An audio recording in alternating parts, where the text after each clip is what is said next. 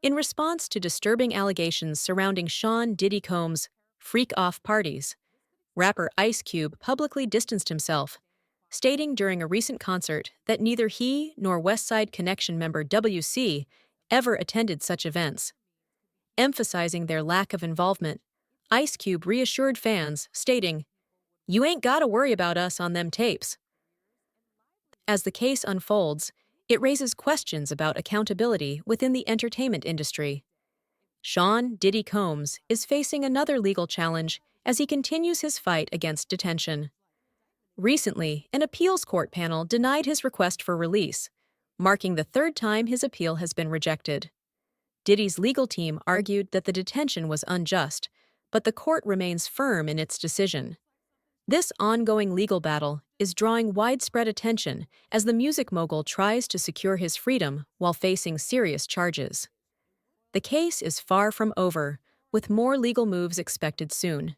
Celebrity photographer Selma Fonseca reveals shocking details from attending 20 to 30 of Diddy's extravagant parties, including wild moments involving excessive alcohol. Known for his lavish gatherings, Diddy's infamous white parties hosted A-list celebrities like Jennifer Lopez, Jay-Z, and Mariah Carey. Fonseca, who broke the news of Diddy's romance with J-Lo in 1999, described the events as mini-circuses where you could have whatever you wanted. She also issued a warning to children present, shedding light on the concerning atmosphere. It looks like 50 Cent's Diddy Documentary is moving forward. 50 Cent sets Diddy abuse allegations docuseries at Netflix. It's a complex narrative spanning decades. Netflix is producing a docuseries from Curtis 50 Cent Jackson about charges of trafficking and racketeering, as well as SA and violent abuse allegations against Sean Diddy Combs. Alexandria Stapleton directs the project, which is currently in production. This is a story with significant human impact.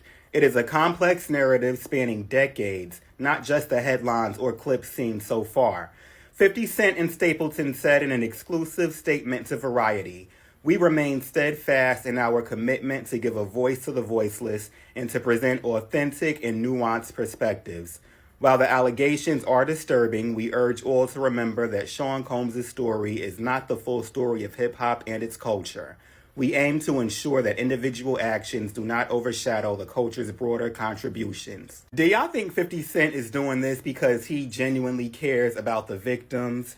Or do y'all think he's just doing this because, he's had this ongoing feud with Diddy? Like, is he just being messy? I haven't seen too many people bring this up, but I very clearly remember last year it was 50 Cent's ex who went on Instagram and said that he abused her and R-worded her. Nobody brought it up, but, I remember. I'll be tuned in regardless, but, don't shoot the messenger, but always consider the source. Alright, let's talk more about Diddy. Sean Diddy Combs has been denied bail and will remain in custody as he faces charges of racketeering, conspiracy, and as trafficking. A federal judge ruled Tuesday. Judge Robin Tarnowski told him her concern is this is a crime that happens behind closed doors, even when pretrial services is monitoring. Combs was charged with racketeering, conspiracy, as trafficking, and transportation to engage in prostitution. The judge told Combs there were no conditions she could find to assure her that he would appear in court if released. Combs's defense attorneys proposed to put him on home detention with the $50 million bond secured by his Miami residence, according to a bail motion earlier today. Combs did not react when the judge made her ruling. He took a sip of water from a bottle at the table before he was let out of the courtroom. Combs' lawyer said his team is going to appeal the decision to hold the hip-hop artist and music mogul without bail. His lawyer said, quote, "He's going to clear his name and we're going to stand by his side as he does. We believe in him wholeheartedly." And he reiterated that he believes Combs didn't do these things, and that's why Combs pleaded not guilty to all the charges earlier today. And the lawyer also said the bail appeal will take place in the same courtroom tomorrow on Wednesday in front of a different judge. I honestly can't see any judge that would be willing to release him So we'll see what happens, like I said in my last video, and I'll keep you guys updated. I think that the average folk and legal scholars are all just kind of like gobsmacked about. He was denied bail. I wasn't gobsmacked about it. I actually predicted he would not get bail, given the circumstances, given his status. He's an alleged billionaire. What's $50 million? I want to ask you about your client, Adria, and how much the feds talked to her beforehand, because I know in the lawsuit she names Tamiko Thomas, says she was like a Ghislaine Maxwell. Well, in our scenario, the feds already had their case and had a substantial over 100 witnesses at the time that we filed our case. So the conversation was pretty brief. Looking at the indictment, it seems like it was mainly focused on one victim, Cassie Ventura. I think that in the coming days, like you alluded to before, that there will be additional charges.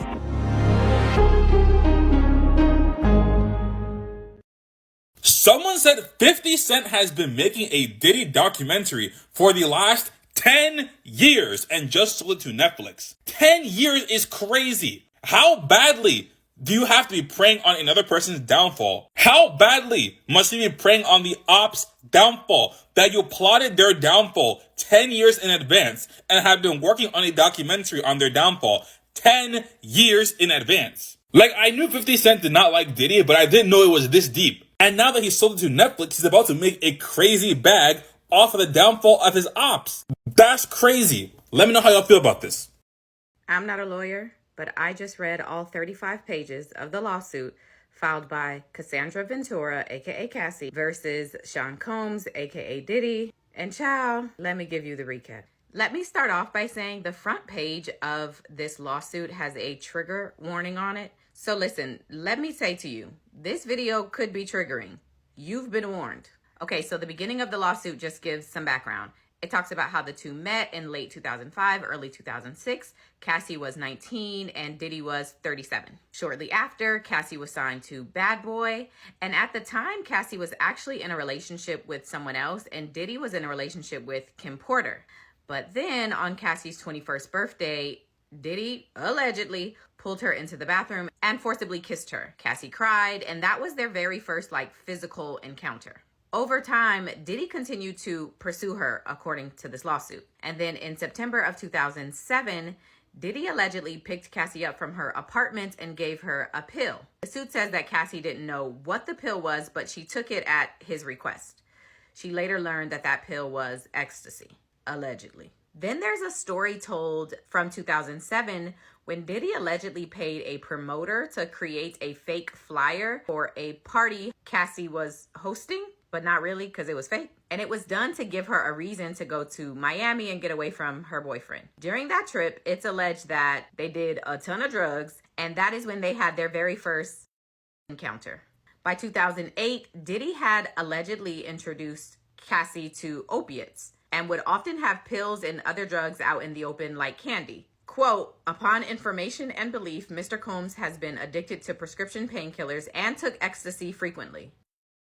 The suit also alleges that Cassie's medical records were being sent directly to Diddy's email address. For instance, the suit says when Cassie was experiencing some memory loss, I'm not a lawyer, but there is a brand new Diddy lawsuit. And this one, y'all. First of all, let's start with the trigger warning that is listed on the front page of the lawsuit. It says that this document contains highly graphic information of a nature, including SA. Additionally, there are graphic images of the aftermath of a situation, redacted images of intercourse, redacted images of minors, workers, more workers, details of trafficking, and the illegal distribution of weapons and some other stuff. Now listen, I'm definitely not including anything about any minors, anything that's too graphic. I'm not playing those games. But since I did read the lawsuit, let me attempt to give you a recap of some of what's being alleged. The lawsuit was filed by a man named Rodney Jones, who according to the suit is a musical prodigy. He says in August 2022, he received a call from Diddy